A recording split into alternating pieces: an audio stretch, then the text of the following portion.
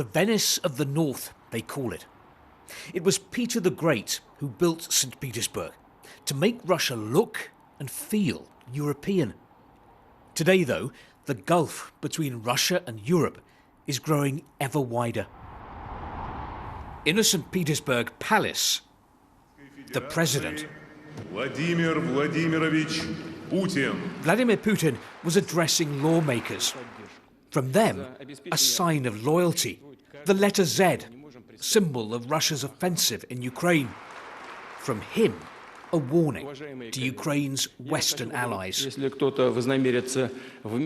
If anyone from the outside intends to interfere in what's happening, then they should know this. If they create threats for us, threats of a strategic nature, our retaliation, our counterstrike will be instantaneous. We have all the necessary instruments, ones that no one else can boast of. All the decisions on this have already been taken.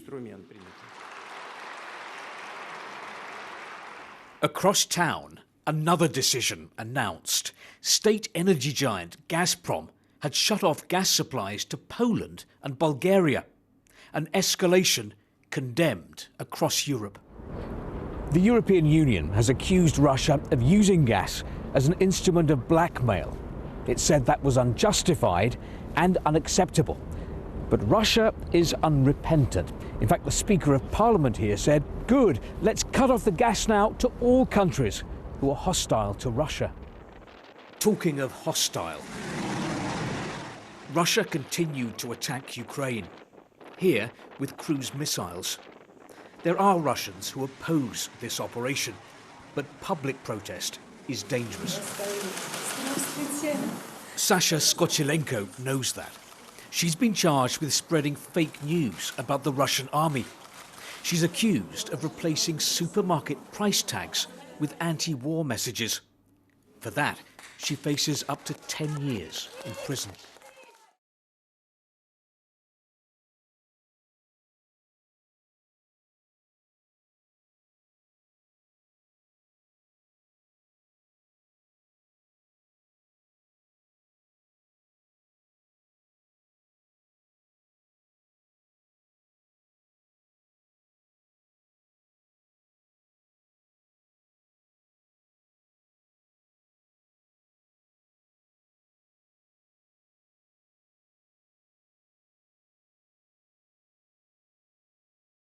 Ну, я думаю, они делают это специально.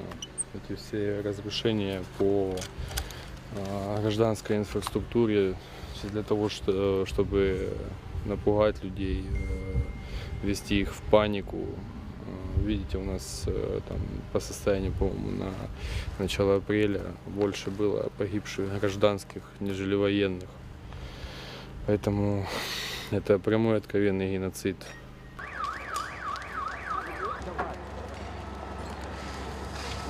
Да я тебе говорю, как оно есть.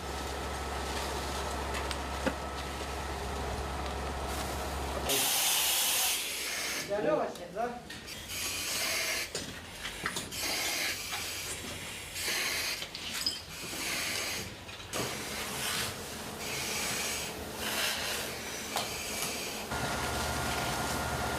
Latest on the war in Ukraine. Russia ramping up its offensive in the eastern part of that country, also firing off a new long-range missile test. This is the first test of the so-called Sarmat intercontinental ballistic missile, a weapon so powerful NATO refers to it as the Satan II. It is nuclear capable, has multiple warheads, is hard to detect, and could easily reach the United States. In fact, could likely reach anywhere in the world.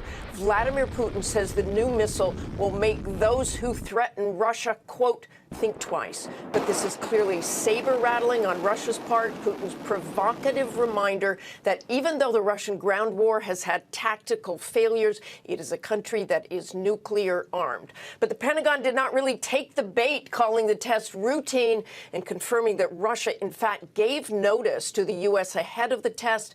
But routine or not, this launch is not at all helpful in this environment. In fact, earlier this month, the U.S. canceled its own ICBM test in an effort to lower We begin with the latest in Ukraine, where fierce fighting is underway in the Donbass region. Ukraine's security chief says Russia is deploying more troops to the country each day, and that more than 100,000 Russian troops are now fighting in Ukraine, including mercenaries from Syria and Libya. And it's becoming increasingly clear what the latest Russian strategy in Ukraine is. It is brutal and it is ugly. Russians occupied this town for weeks, and there was fierce fighting here, and this is what was left behind. You can see the devastation. There's what looks like part of a military vehicle here. There's uniforms, even an MRE on the ground. And the heaviest fighting has now moved to the east as the battle for Ukraine nears a turning point. This morning, Russia stepping up its assault on eastern Ukraine. Heavy fighting in the Donbass region engulfing this hospital in flames, seen in video circulating online. And in Donetsk, more attacks coming from the sky. Video circulating online showing helicopters firing multiple projectiles over Ukraine. This as a senior Russian commander revealed the Kremlin's goals for the next phase of Russia's invasion. Total control of southern Ukraine and potentially a separatist region of Moldova. The Pentagon watching for Putin's next moves. We're not going to be able to get inside Mr. Putin's head perfectly and know exactly what his long-term objectives are, or even his medium-term objectives. Russia claiming liberation of the besieged city of Mariupol. New video showing Russian tanks firing on a Ukrainian steel plant in the city.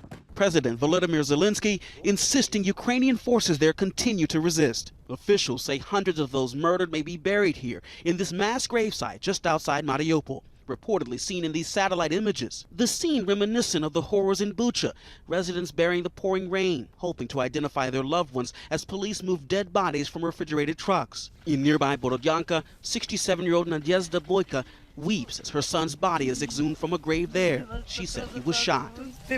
All I want is for Putin to stop this, she told us. I forgive them for my son's death so long as they stop. The UN reporting more than 5,200 verified civilian casualties, 50 unlawful killings in Bucha alone. But UN and local officials say the actual number is likely much greater.